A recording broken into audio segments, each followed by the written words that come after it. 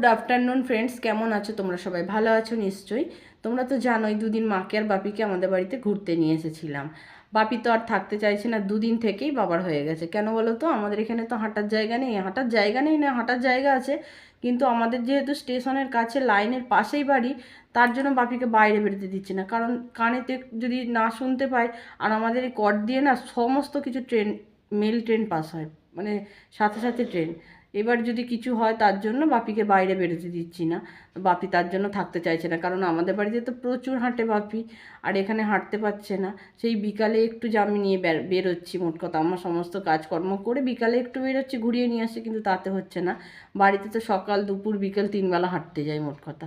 এখন হচ্ছে না, তার জন্য বাড়ি যাবে বলছে। তো আমি ভাবছি বাড়ি যাবে বলে যখন এতই উঠে পড়ে বলছে, তাহলে বাড়িটা দিয়েই আসি। আজকে তার জন্য সমস্ত কাজ করে বাবা আমাকে অনেক টাইমের আগেই খেতে দিয়ে দিয়েছি। দিয়ে এবার বলেছি তোমরা রেস্ট করো, আর তোমাদের দাদা তো 6টা দুটো ডিউটি, ও দুটোই আসবে, এসে খাবে। তার আগে আমি খেয়ে নিয়েছি, খেয়ে বসে রয়েছি। তোমাদের দাদা এলেই আমি জামা পরে মা বাপিকে দুপুর দুপুর দিয়ে আসবো বাড়িতে। ট্রেনটাও ফাঁকা থাকে দুপুরবেলা, তার জন্য।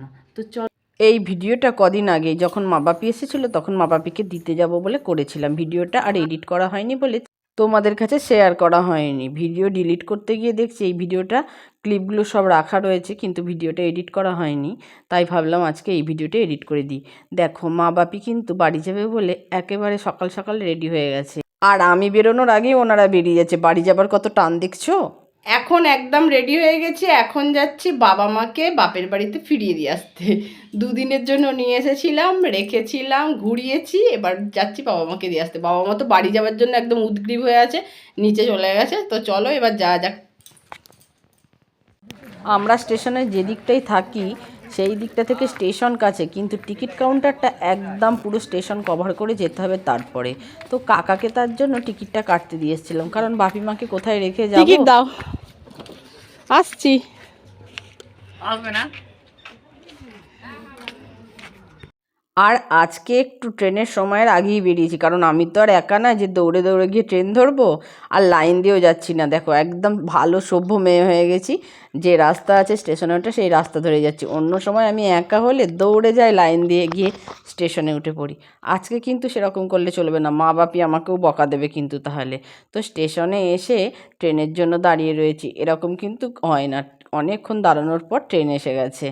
আর দুপুরের ট্রেন বেশ ফাঁকা থাকে, তার জন্য দুপুরবেলাতেই মা বাপিকে দিতে যাব ভেবেছি। কারণ বেলা হয়ে গেলে আর ট্রেন ফাঁকা থাকে না, সবাই অফিস থেকে ফেরে, ট্রেন একদম ভর্তি। বাপিমার বয়স হয়েছে, ওনারা একে বাড়ি থেকে বাইরেই বেরোয় না। আমি তার জন্য বাড়ি থেকে নিয়ে আসি, আবার বাড়িতে দিয়ে আসি। দুটো ট্রেন চেঞ্জ করে অবশেষে ভদ্রেশ্বরে চলে এলাম মা বাপিকে দিতে। মা বাপিকে নামিয়ে দিয়েছি, আর ডাউনে ট্রেনের খবর হয়ে গেছে। তো আমি বলছি তোমাদের স্টেশনে নামিয়ে দিলাম, তোমরা এদিকে চলে যাও। মা বাপি সাবওয়েতে চলে যাচ্ছে, যাও সাবধানে যাবে।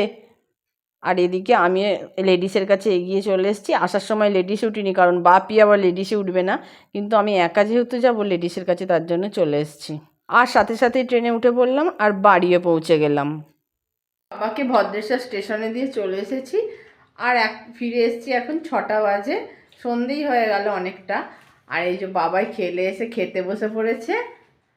ঘরটা আজকে একদম ফাঁকা, দুদিন ঘরটা যেন একবারে আলো হয়েছিল। মা বাবা যেহেতু ছিল, আর এই ঘরটায় আমাদের কেউ তো থাকে না, বাবার বই খাতা ছড়ানো ছেটানো থাকে। তো বাবা মা এসেছিলো বলে বই খাতাগুলোকে তুলে দিয়েছিলাম টেবিলে, আবার চলে গেছে, আবার বাবার বই খাতা রাখা শুরু হয়ে যাবে। কী আর করবো, বাবা মাকে তো নিজেদের বাড়ি যেতেই হবে, মেয়ের বাড়ি দুদিনের জন্য এসেছে, ছেলের বাড়িতে তো থাকতেই হবে, তাই না? তো চলো, ভিডিওটা আজকের মতো এই পর্যন্তই।